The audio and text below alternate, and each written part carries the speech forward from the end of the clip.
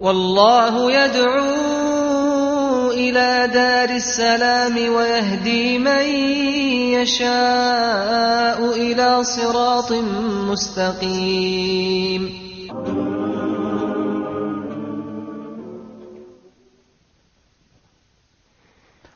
Assalamu alaikum wa rahmatullahi wa barakatuh. Welcome to a new Inspirations show.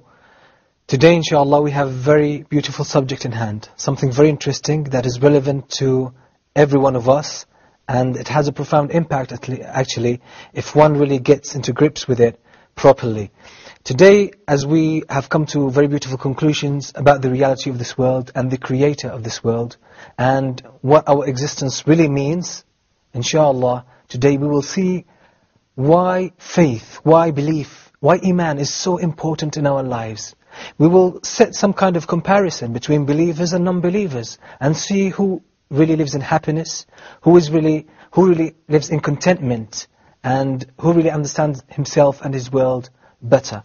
Inshallah, before we get into this, let me welcome our guests. Assalamu alaikum wa rahmatullahi wa barakatuh. Nice to have you here with us today.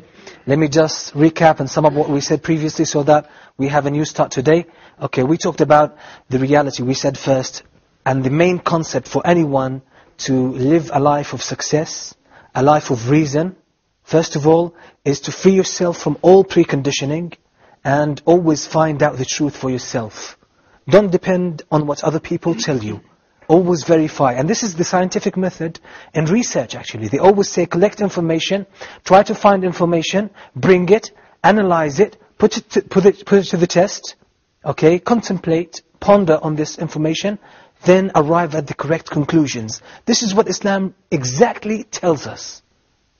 So all our decisions are the product or the function of scrutiny and careful study.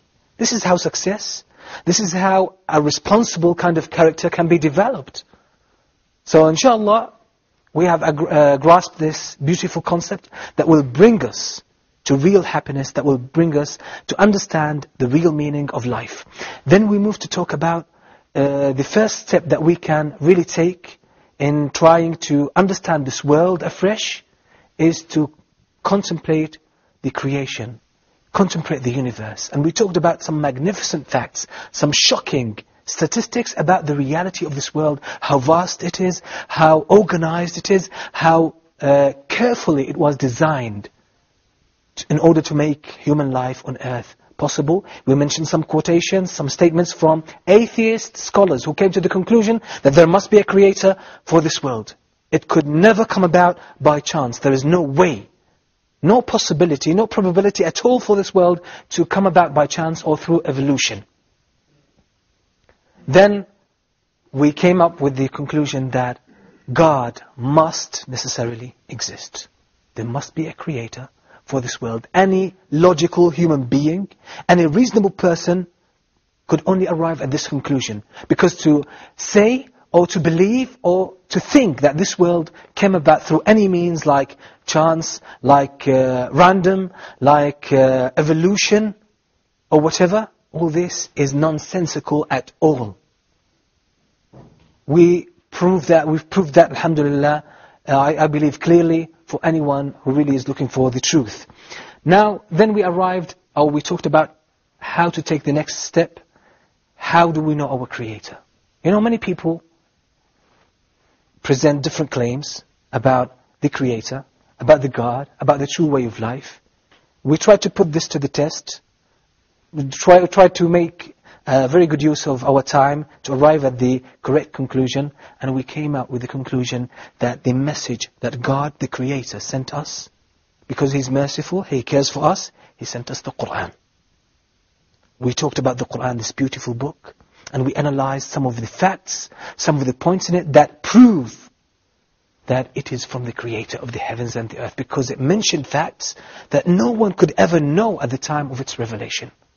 It must be the Creator, there's no way. And until today, and in the future, there will always be miracles, there will always be new findings that will prove the Qur'an. And this is part of the challenge that the Qur'an, that the Creator set in the Qur'an for any human being, for any creature, to bring anything that is like Qur'an, or even from any angle resemble to the Qur'an. There is no way that this could happen.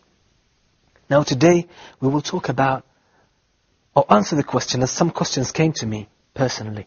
They said, why do you talk about belief? What's the point about? What's the point of it? Why do you discuss the origin of the universe, the creator? Some people claim to live a very good life, or lead a happy life, successful life. They say we don't need the concept of the creator, or thankfulness to the creator, or being grateful to the creator. We don't need that. We lead a very good life. So why do you talk about this? Now, let's go back to our first concept, which is, let's put everything to the test. Don't take anything for granted. Let's put this to the test. Do really people in this world live in happiness? Now this is a question. If you have any propositions, any answers about this, any thoughts, let's share them together. Please, doctor. Sorry, I always forget the mic. Okay. Why we should believe in the God? If we do comparison between believers and disbelievers in the world. Okay, believers and disbelievers, comparison. Yes, comparison. You see, the percent of suicidal attempts in the believers is very low. Yes. Our God created us. Almost non-existent even. Yes. Very low, yes. Compared with the disbelievers. Yes. Our God created us. Yeah. The main things which affect our life is the psychological state of the person. And this psychological state, it will not be, as we know, it will make you successful person, if you are not obeying the commands of your God. 100%, I agree with you. For example, 100%, yes. My leader, my duty, my work, yes. He wants from me do this and this and this. If I disobey, I will be punished. Yeah, you will be psychologically, I will be not satisfied. Yes. If I will be satisfied, I have to obey the commands of my leader. Okay. How is the creator, not the leader? Yes. The main psychological satisfaction, it will be from obeying the commands of our God. That's a good proposition, doctor. Yes. But the thing is, here, we're trying to present this issue from all perspective. Yes. Okay? So the thing is, if someone, an atheist, is watching us now, and I would consider that, yes. I believe some of them are watching us now, and, okay, they will say to you, prove it to me. Yes, prove I will prove it to you. Okay. Many rich persons, he have all the things he wants. Okay. Money, yes. places, towns, lands, everything, but he is not happy. Yes. Why? Poor persons, he has yes. nothing. Yes. But he is believing the God. Okay. When you see him, okay. oh, I'm happy, thank okay. you. He has nothing to okay. eat, but he yes. is happy. Okay, but actually statistics, to be honest, yes. I made an extensive research when it comes to suicide and depression, to be honest. In the rich countries, those who commit suicide, the vast majority of them are the poor ones, not the rich ones. And I was shocked, because yes. many times I heard that actually the rich ones are the ones who commit suicide. But actually the statistics indicate that actually the poor ones are the ones that are more likely to kill themselves, yes, but the rich ones are less. That's why. Yeah. We are not comparing believers with disbelievers. All of them, they are disbelievers. Yes. You have to compare between the believers themselves. Yes. Okay. You see a rich person, he has everything in the life, he's happy, not happy. Yeah. I Please, ask can him, you just keep the mic? He is not happy. I ask yes. him, why are you not happy? Yeah. I personally agree with you, doctor, but the yes. thing is, we have to present it from all perspectives. Like, for example, Bangladesh is a Muslim country. Yes. It's a Muslim country, but it has the highest rate of suicide in Asia, and one of the highest rates of suicide in the whole world. Almost between 60 and 70 people kill themselves out of 100,000. In Bangladesh? In Bangladesh, a Muslim country, totally Muslim country. So, many people say because they are poor. Yes, I will answer you. Yes. Because if Bangladesh is a good Islamic country, there will be social cooperation between yes. people. Yes. If I need anything, yes. my neighbor will help me. Yep. My colleagues, my fellows will help yes. me. It's not present. I was there. This is not present in all people there in Afghanistan yes. or in Pakistan or in yes. Bangladesh, you see? Okay, but the thing is, I'm trying to present the other perspective or the other point of view. They will say to you, you just said now, Muslim countries, and when we talked about like the West, you said all of them are disbelievers or non-believers, yes. or non-Muslims, let's say, yes. okay? And now we brought to you very strong evidence, which is Bangladesh, a totally Muslim country, but still one of the highest rates in the world. So this basically, I personally don't disagree with you, I agree. Yes. But the thing is, we have to be realistic, we have to be logical when we present things. We have to break them down. Now, let's still go back to, we will come to this point because it's, but a bit ahead of now, okay? But let's answer, you need an answer to the question, okay?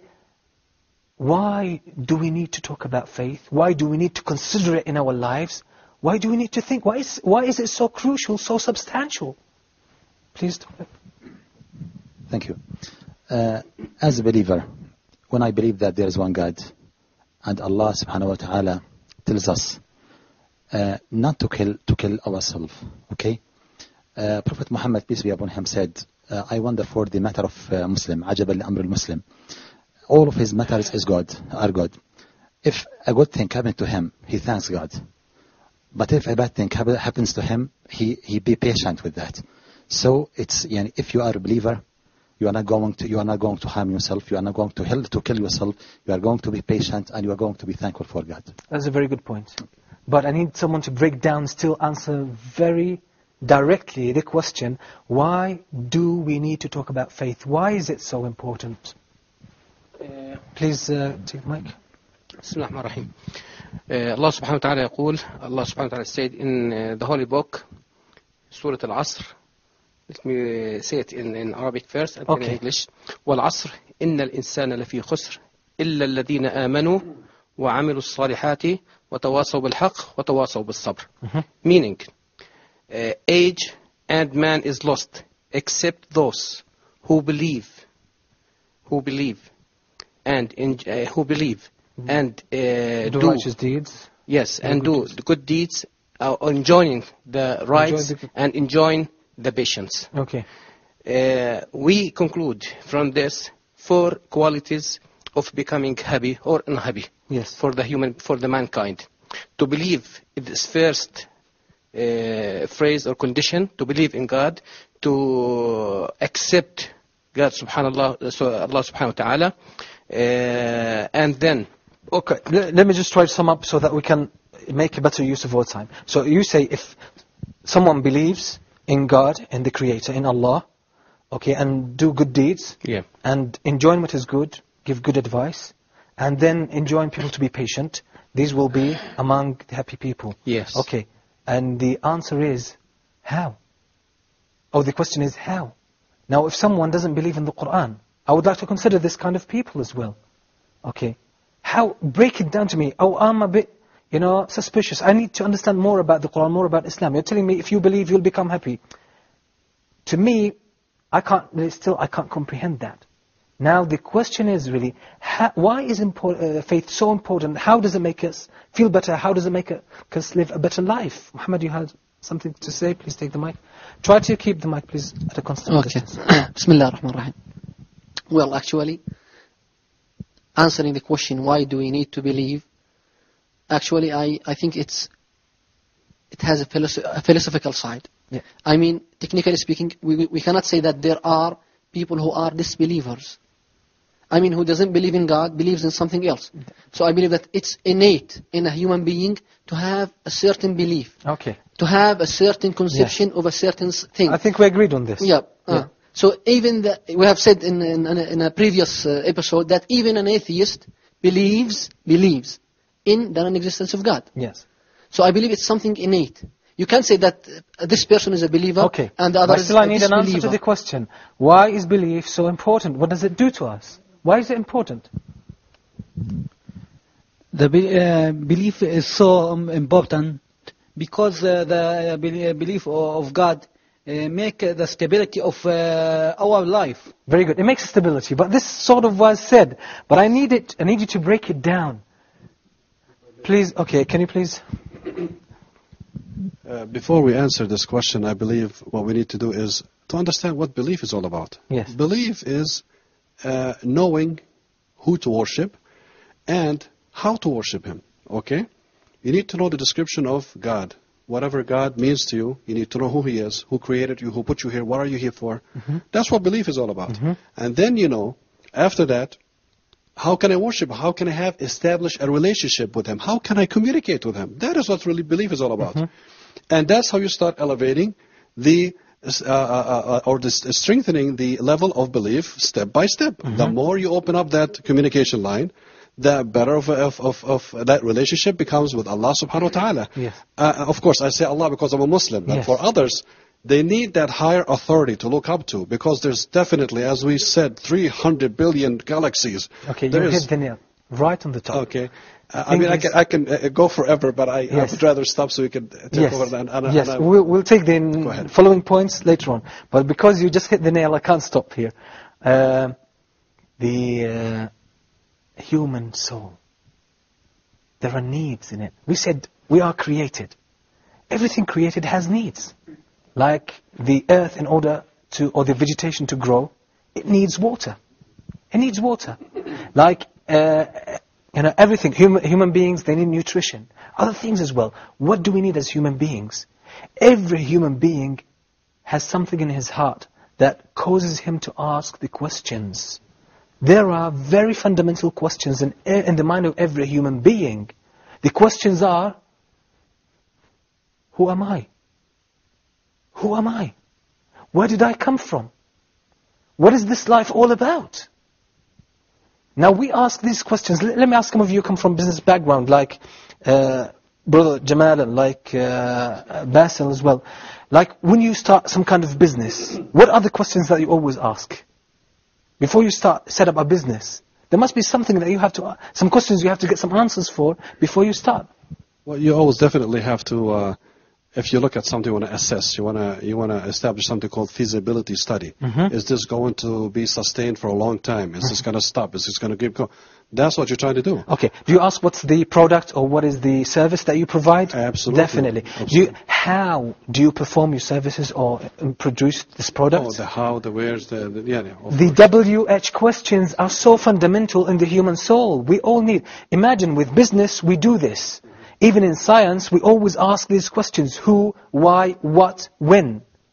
We always ask these questions because we cannot go about doing anything without having the answers to these questions. Do you think they don't come to our minds as human beings? I know because we grew up as Muslims, sometimes, as I said, we take it for granted. We don't think about it. But believe me, many people in different parts of the world, you know why they get themselves immersed in drugs, in alcohol, in women? Some of them, they are workaholic, as they say. They work. Some people work 70 hours a week. You know why? Because they can't stop for a moment to think about who they are. What is this life all about? Where did we come from? Where are we going? Because if they start thinking about this, you know the black holes in the space that suck everything in them? That's exactly the same thing. And whenever they start thinking about who we are, where we came from, what are we doing here, where are we heading to, you know what happens to them? They either go crazy or they kill themselves. Consider the high suicide rates in the West when people reach their retirement age. When they retire, a great number of them kill themselves because they don't see any point in living. Because work always blurred their vision. It kept them going. But they didn't really stand or stop for a moment to think about the reality of this life. Now, this point will bring us to more elaboration. We'll talk about this after we have a short break, and we say to our viewers as well, stay tuned, we're coming back soon.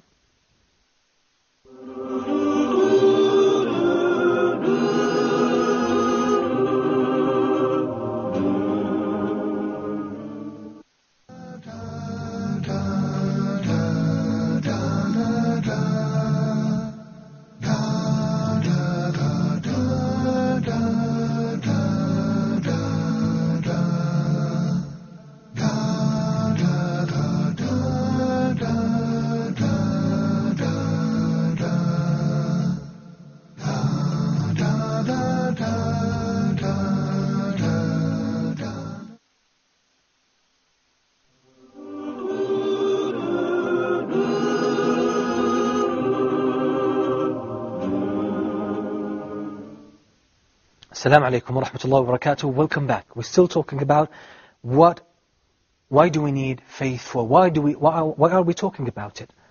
Why is it so essential in our lives? And we said that actually it answers the questions that everyone has. You know, we have these questions about business when we set it up. We have this business about, or we have these questions even about when we establish a family. When we take any further step in our lives, we always ask these questions. So why do we ask these questions when it comes to worldly things, but when it comes to our life, the most precious thing that we have, we forget to ask these questions. You know why? Because we always grow up in a certain environment and we take things for granted. This is why I always say, always, with everything you do in your life, put everything to the test. Try to make your own way. Make your own choices so you are responsible of your own choices and your own actions that follow from your choices. Okay, do you have any comment about these now? How important these questions are in our lives? Yes. Okay, please, Professor.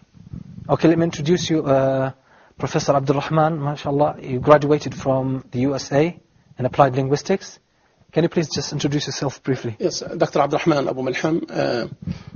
Dr. Abdurrahman Abu Malham, I'm PhD holder from Texas A&M University in the United States in sociolinguistics, actually. My master's was in Applied Linguistics, and currently I'm teaching at Al-Balqa Applied University here in Jordan at Irbid University College. I'm extremely proud. I would like to go back to the question that you asked earlier about, quote-unquote, are people actually happy? Are people really or truly happy? To me, I believe on the surface, lots of people, most people seem to be happy. And I would certainly underline the word seem to be happy. But in reality, the vast majority of us and the vast majority of people in general are not happy, especially when you dig deep down inside them and you really ask them questions and they want to be honest and sincere with each other. The question about work and being workaholics and things like that, and not having time to actually even think about who we are, or people in general, who we are and where we're going, where we're coming from. Actually, everybody has needs, and that is certainly true. And those needs to be nurtured. They need to be watered, just like a plant, actually, that needs to be taken care of.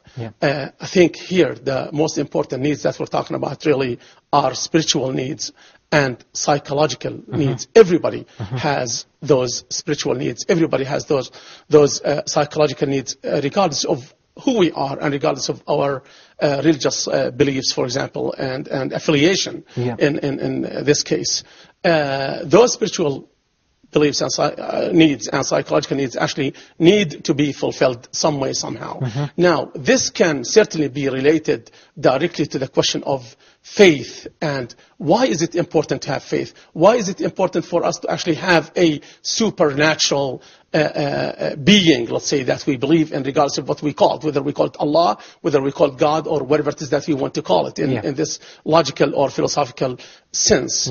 Now, if we do this, if we get to the point through pondering, through deep and thorough thinking, we get to the point where we know that we are not alone. Now we believe in a supernatural being. That is an escape for us, in a sense, That is a safe haven for us. That gives us a sense of safety, a sense of security, a sense of tranquility, if you will, at the end.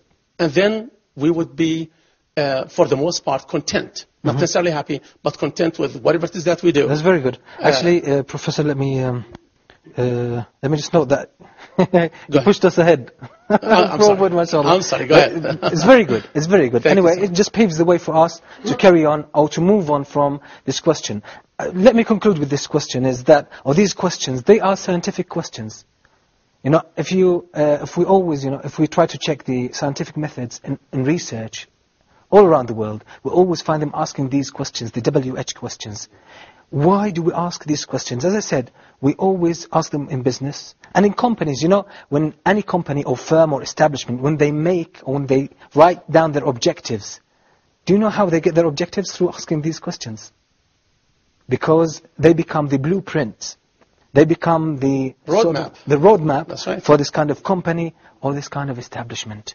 Now, this takes us to a very important concept that belief is highly related to. Now, as I said, just to answer to some of the points that the doctor, mashallah, mentioned, they're very good. But as I said, we have to present them to cover all perspectives. I totally agree with you, but sometimes we have to break things down so to help people assimilate them as well.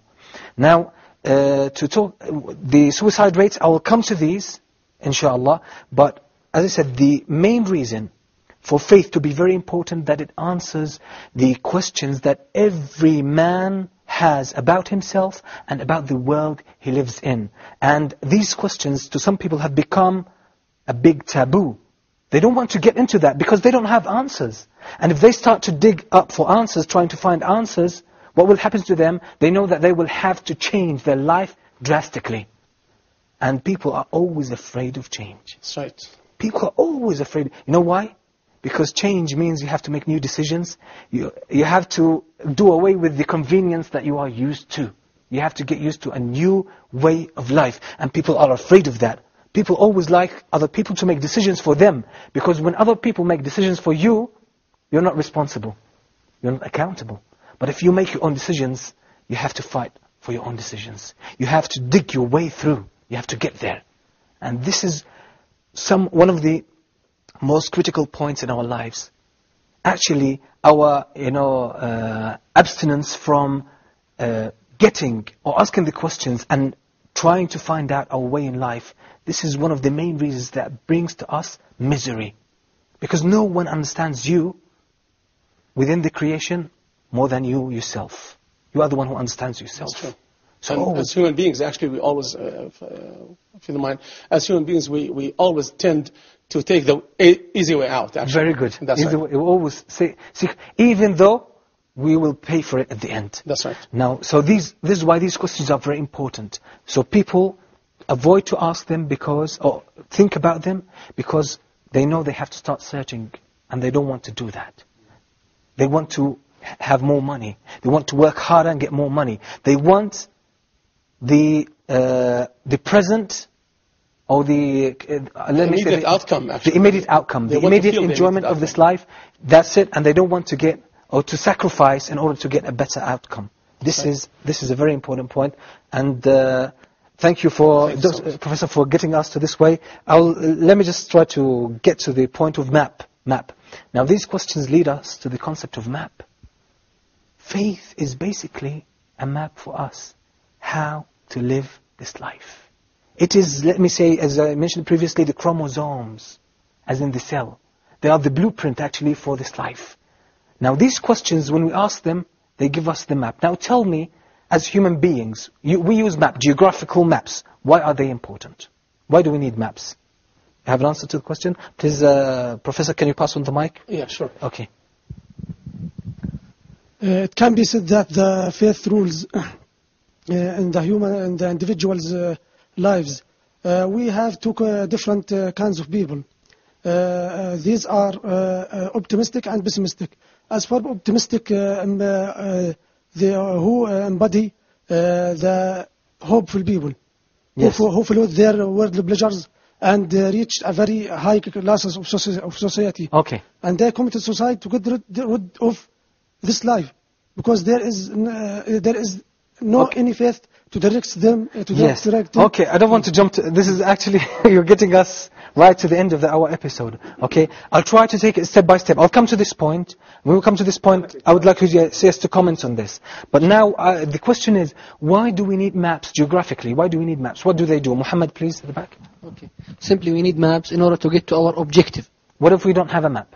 We will lose the way. Lose the way. Lose the way. So it will save us at the end of the day. It will save us time. It will save us effort. It will save us the frustration as well. The psychological effect or side effect of it. Okay, so this is why. So they are very important. If we don't have a map, we lose our way, we waste our time, and any reasonable human being would use a map if there is a map. And what happens if you get a wrong map? Please pass on the mic. What happens if you have a wrong map? You are totally lost. Worse than not having maybe with a map. Without a map, you can make out your way. Okay, hold on. You can make your way through after some time. But with the wrong map, you're totally lost, and you will suffer from a lot of frustration. Now, I don't want to dwell more on this, on the map, but I want to take it to the concept of faith. Why Let me share this incident that happened to me. Let's share that. In London, I had a brother, a friend of mine. He had a videotape, VHS. He wanted to convert it or to dub it into DVD. And remember, we were in London, central London. And he started looking in the yellow pages, trying to find someone who could offer this service. He found someone in an area called Carshalton. Carshalton is in the far south of London. Actually, it is in Surrey. It's in another county. Now, we rang the man, and he gave us the address. And it was something like Richard Road. And we made a mistake. We started looking up A to Z, London A to Z. We looked up Richard Street, not Richard Road. You know what happened? We ended up in North London. Wow. In North London. It took us 2 hours to get back to that man in Carshalton, South London. Now that was really very bad. And then I realized it's very important to have the correct information and the correct map. Once you have it, you'll get to your objective, to your goal, easily, without frustration, without waste of time. Now, today in psychology and in education, they developed the concept, which is already existent, but they just developed it, which is the mind map. The mind map is a very effective and revolutionary way in thinking and in studying. It basically tells you, it shows you everything that goes around in your mind. When you have a thought, everything relevant to it, you draw it, so you can see everything. They tell you to draw things how they happen exactly in your mind. It's very helpful. You see, so the concept of map is very essential in the life of a human being. So this is why actually it caused, some kind of revolution in results in so many schools that it was applied in. The mind maps. They are very important. Now what about our lives? Don't you think that we should have a map about our life? We should have a map. Definitely we should have a map. But who puts the map, the geographical maps? A to Z. Who writes that? Geographical maps. Experts. People who know about this. People who've studied this and they know all the ins and outs. Okay. So what about the mind map? Who's the best person to make a mind map? This is what the specialists in this field tell you. The best one to make a mind map for a thought that you have is yourself. Yes. Is yourself, because you know all the ins and outs. You know everything about it. Now, what about this life? Who knows all the ins and outs? Who knows how to put the right map for it? The one who made it, the one who created it. That's a very logical conclusion, but unfortunately, most people spend their lives, trying to go around that, seek means around that. They don't want to hit the point straight, because they think it will have some consequences that will cause them more effort and cause them harder choices maybe in their lives. Now, what is this map called? If God created us, do you think He left us without a map? Now we have maps. The whole picture consists of a couple of segments. Like someone who has never come across. We talked about the Quran, we've established that point. Okay? Now, where is the other map? Someone who never heard of the Quran. How could they understand the reality of this life? This will, I would like you to pay attention. Now this question will lead us to the first point we talked about, the questions. Where do these questions come from? Where do they come from? Why do human beings need to know where they came from and where they are heading to? Where? I think we all have something Yes? come from deep from our. This is the our thing heart, I'm looking for. which is a common sense, natural disposition that. Very good. People say common sense, especially when it comes to the reality of this life. It is the natural disposition. It is the natural disposition. And this is something many people have ignored. And they paid the price, and they are still paying, and they will keep paying the price unless they acknowledge this fact. Why do we ask the question who we are, where we came from, who created this world, where did it come from, and where are we going to end up? Who put in us the urge to seek answers for these questions? But still we seek means around it, we play around, we try to avoid them. Now we will talk more about this after we have a short break. And I say to our viewers, stay tuned.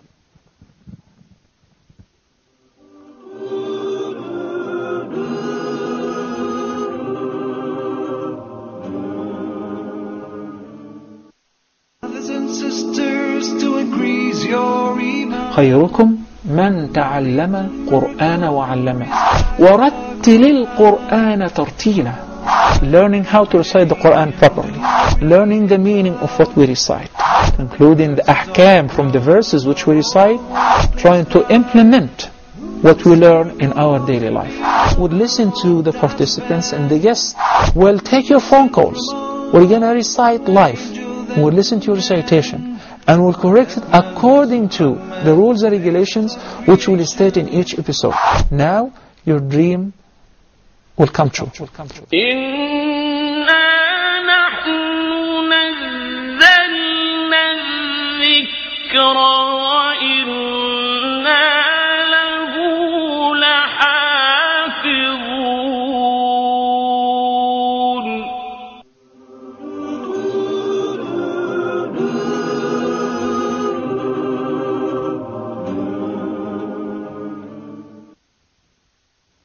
Assalamu alaikum wa rahmatullahi wa barakatuh. Welcome back. You're still watching Inspirations. We're dealing with a very important subject, that is the map for our lives, as it is very important and very crucial to understand what this map is and where it comes from. You hit the point, which is that these questions come from a natural thing or natural feeling that was put inside us. And this is from the mercy of our Creator. That He is telling us every now and then, this natural disposition comes up to the surface. And it always pushes you to seek answers, and people ignore it. You know how? With excessive drugs, alcohol, indulgence in sin, in evil actions, in homosexuality, and perverted actions. Because they want to run away from the truth. Keep yourself, and ask anyone who got himself in this kind of stuff, like in alcohol or in drugs. You know what happens the first time they drink or they take drugs? They break down psychologically. They feel that they have made a grave sin against themselves. Ask them. I spoke to many of them. And I remember one day, I was in Hyde Park in London, and I gave just a short talk for about half an hour, and then someone from Libya came to me. He was born Muslim, brought up as Muslim, and he went to London to study English. And he said, I spent some time with some bad friends, and they took me to drinking, and I always said no, no, no, no. One day, I gave up, and I drank some alcohol. And he came to me, he was crying. He said, I've destroyed myself. All the good things I thought about myself were gone. I don't think I'm here to do something so low and decadent in my life. These are exactly his words. You know what his friends said? All those who drink, take drugs, they all go through the same thing. You know what happens? Their company, they always say to them, drink more and you will forget. Now the map came up to the surface. It wants to defend itself. Wants to defend the pure nature of the human being. That is always looking for the truth, for what is good. They will say, drink more and you will forget. Destroy it, destroy it, destroy it. Some people live and they have killed, they have slaughtered this beautiful feeling in their hearts. The beautiful urge. Now, this is what we need to nourish. We need to give life to. Because this fitrah is a very important map. Actually, it's like the compass. You know, the compass always it helps us when we have the map to give the right direction. This is the compass. When you do something wrong, it always tells you no. The soul is always calling us to think about the reality of this life. And we say, no, we don't want to think about that. The soul always wants to ask us questions about what we are doing here. What is the point of doing this? But we don't want to listen to that. The soul is always reminding us that this life is not eternal, that this life is not the real life. It's only a test. But we turn away from that. We don't want to listen. We prefer the status quo. We want the immediate pleasure. We're not ready to sacrifice. Now, the fitrah, this is the word for it. This natural disposition that some people call common sense. This is the map. It always asks you these questions: who you are, what you are, what is this life all about, where did we come from, where are we heading to? Because it needs these answers, and people suppress it. People suppress it. What happens when we do that? Now I would like to have your comments about these questions and this map, and how these are very important in our lives. Do you have something, Basil? I'll come back to you, inshallah. Yes, without a doubt that when you talk about your friends that you met, people that went in the wrong direction, time after time after time, see, the problem is that numbing feeling comes into you. That's what's so unfortunate. Maybe at the beginning it might feel bad, but then after that, you know what? It starts feeling very bad to a point where it's too numb to feel bad anymore. Mm-hmm. So, as a matter of fact, yes, you might get to a point where you actually, you cannot, no way you can destroy your fitra, that feeling, no way. You will always feel guilty, but you cannot get out of it. It's almost as you have been just shackled and dragged down this. And the problem with this, people I spoke to, just like you, they always keep saying this one thing: I know it's just a matter of time. I'm going to get out of it very soon. I know. Let me just enjoy it a little. They're not enjoying it. Let's just face it. They're having the worst time.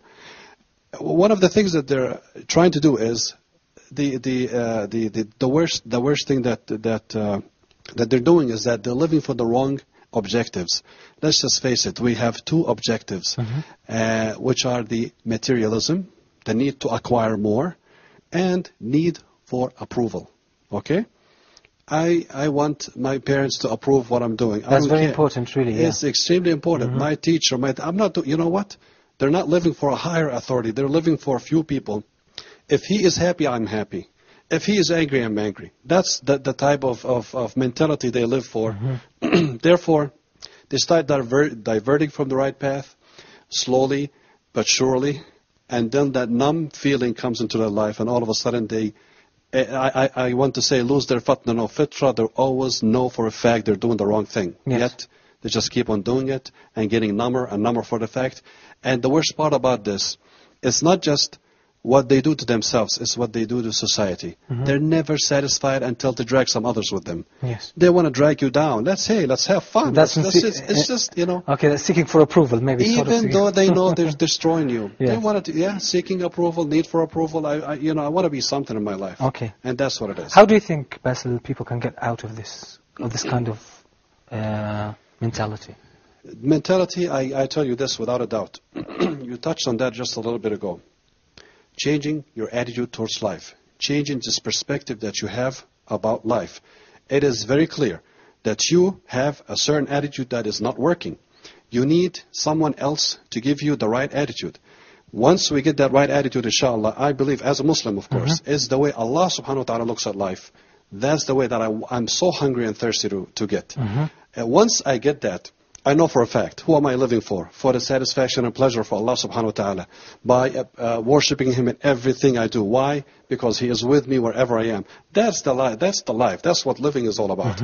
And that's the meaning of Islam. Yes. One thing I love about this religion, the name of Islam, if anybody knows Arabic, it means Istislam. Submission, surrender, that's what it's all about. But of course, this might be a little too advanced for what we're saying, but I'm just trying to connect this fitra thing with the people who are not doing good in their life. It is in relevant. a way, okay, so it is relevant and actually it puts everything within a frame, within one frame. Absolutely, very good. Yeah, yes. Very good. Is that basically the concept of the map? If you keep ignoring it, it still come up. Ignoring it will still come up. But the more you divert from it, now the worse your situation will get. And as you said, you will drag more people.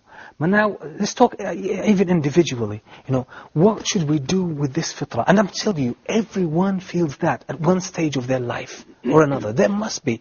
I remember, a few months ago, there was one brother from England, a British revert. His name was Zakaria. He was with us. And he talked about himself when he was about 10 years old.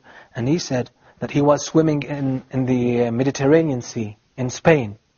And he didn't realize that the tide pulled him inside the sea and he was about to drown. And he said the only thing, or the first thing I thought about, he was brought up in a Christian family who was practically an atheist family. They didn't really practice Christianity. He said, I never thought about God, I never really heard about God, or really gave a sincere thought to it. So he said, the first thing came to my mind that there is a creator and he's the only one who can get me out of that. And I said to myself, he said, I started screaming, saying, please, please help me. If you help me, I will be good. I will be honest. I will be thankful. That's at 10 years old. That's very natural. You know, a couple of weeks ago, we had the brother from Denmark. We had brother Ja'far, and he talked about his father, that he was an atheist, and when his son Ja'far was born, and he was in a very bad state, and doctors told him that he would die straight away, he wanted his son baptized because he thought that God is there and he could give him a better chance to live. Now that's the fitrah comes out. The thing is, the more sin we do, and the more we ignore this fitrah, the more cover and dust we will put in it. But still it has the force to rise up, come to the surface, and always reprimand the ones who do good, that you are doing good. Remind us of this true purpose of our existence. Now we want to utilize this concept. We don't just want to talk about it theoretically. We want to utilize it and see how we can benefit from it.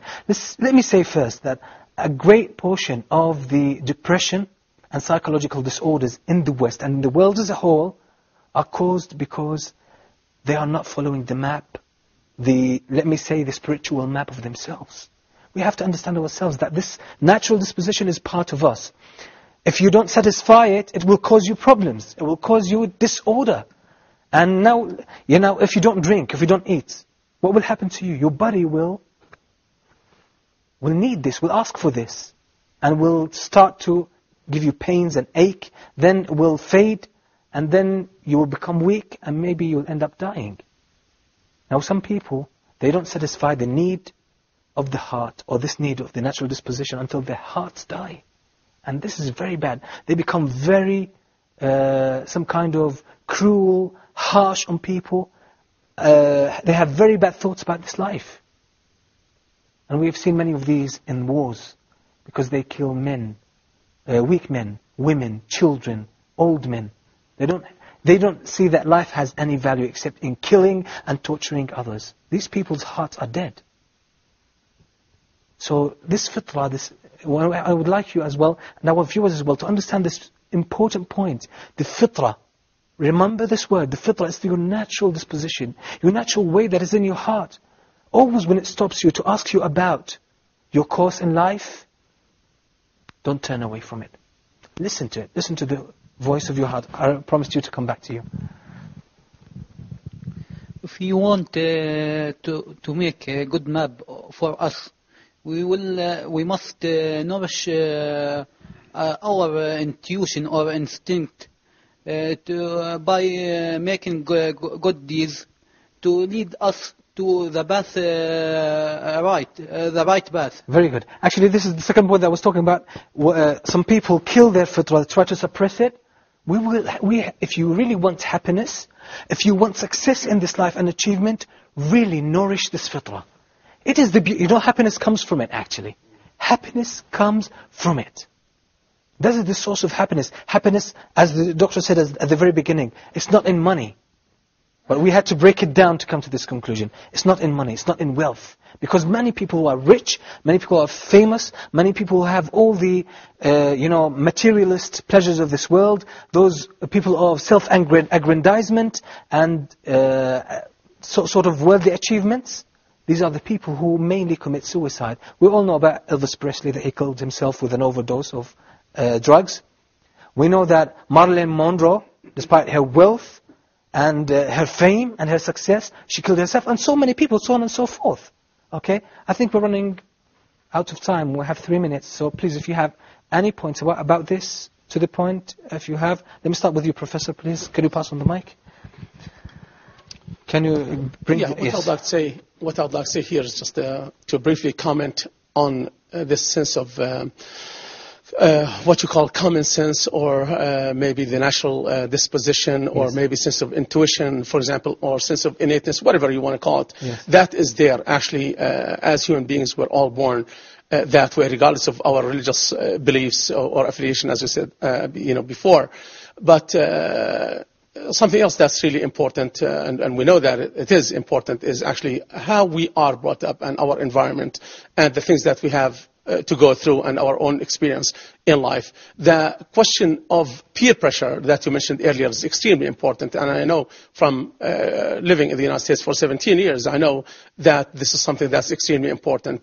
Children and teenagers in particular most of the time have to or tend to go ahead and give in to peer pressure from their friends so that they can gain, as my friend over there said, social approval, the approval of their own friends. They do not want to feel different, thinking that by, it's a sense of assimilation or a need for assimilation to, they want to become a part of the mainstream, in other words. They do not want to feel different. They want to fit in. Exactly, they want to fit in. And they need to understand that by being different, by not giving in, okay, by being different, that does not necessarily mean that they are being bad or they're being worse or they're not, accepted in society or whatever. They have to use their own minds. They have to they have to go back to their intuition. They have to, as you said, listen to their hearts and listen to the voice of their heart to be able to get on the straight path. This is what we're calling the people. Actually, sorry, I have to interrupt you, Professor. We run out of time. It's over. Inshallah, in coming episodes, I'll give you more opportunity to comment on it. But I would ask the director to give us 1 minute to mention some statistics that will, and with these statistics, I call the people to always listen to the voice of your heart, try to nurture this fitrah, just to see whether people are really happy with the materialistic life they have. You know, in the USA, there is a suicide every 17 minutes. And these are official statistics. In the USA, there are over 30,000 people who kill themselves annually. 30,000 people kill themselves annually. 300,000 survive a suicide attempt. Now that's a huge number. Let's see whether people are really happy or not. Now suicide is the third leading cause of death for the young people. That's in America. The young people, I mean, from age 15 to 24. Now these are sort of, they just started, dealing with life, and now they choose to end their own lives. That's the shocking statistics. In the, let me see, in the UK, okay, suicide rate is 20 persons out of every 100,000. And there are other shocking statistics about depression, actually. Some of Reuters Health actually indicates that there are 25 million Americans who seek treatment every year, for depression. 25 million people seek treatment for depression. Now, 1 in 5 Americans are depressed or unhappy. This is from Reuters Health. You can check that from their website. Now, what does these figures tell us? They speak louder than words, I believe. Always listen to the voice of your heart. Understand the reality of our existence in this world. And believe me, you will find contentment and real happiness. I thank you all for being with us. Thank you for all your contributions. And I apologize for not taking all your comments, but we run out of time. And I tend to always saying, thank you very much for being with us. May Allah reward you and us. Until we meet next time. Assalamu alaikum wa rahmatullahi wa barakatuh.